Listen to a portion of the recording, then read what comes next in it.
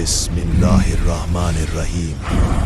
अस्सलामु अलैकुम दोस्तों, आज हम बात करेंगे एक ऐसी कौम के बारे में जिसका जिक्र सुनकर इंसान की रूह कांप जाती है।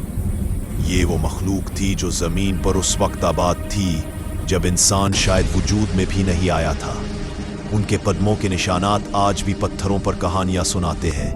उनके कद आम इंसान से कई गुना बड़ा था और उनके महल्लात पत्थरों से तराशे गए। उनके शहर बादलों को छूते और लश्कर ज़मीन को दहला देते थे।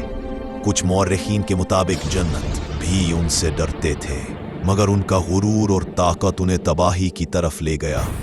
सवाल ये है, ये कौम कहाँ गई? क्या वाकई उनका वजूद था? आज हम उनके राज जानेंगे। तारीख की किताबें बताती हैं कि अमालीक कौम आद और समूद के बाद ज़ाहिर हुई। इनका आगाज़ इराक के इलाकों से हुआ।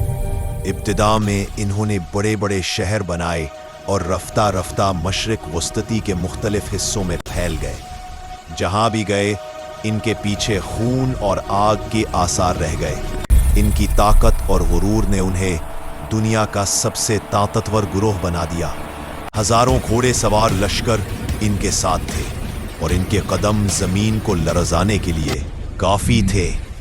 कुछ मौर्रिखीन के मुताबिक अमालीक बनी इसराइल के दौर में एक जालिम और जाबिर कौम के तौर पर मशहूर थी और इनका बादशाह जालूद एक इंतहाई ताकतवर और बड़ा कद वाला शख्स था।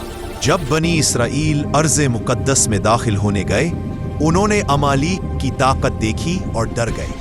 उनकी कमजोरी की वजह से 40 साल सहराए तेर में भड़कते रहे। अल्लाह ताला ने हिदायत दी कि उनके दिल मजबूत हों और इस दौरान रोजाना उनके रिस्क के लिए मन्नो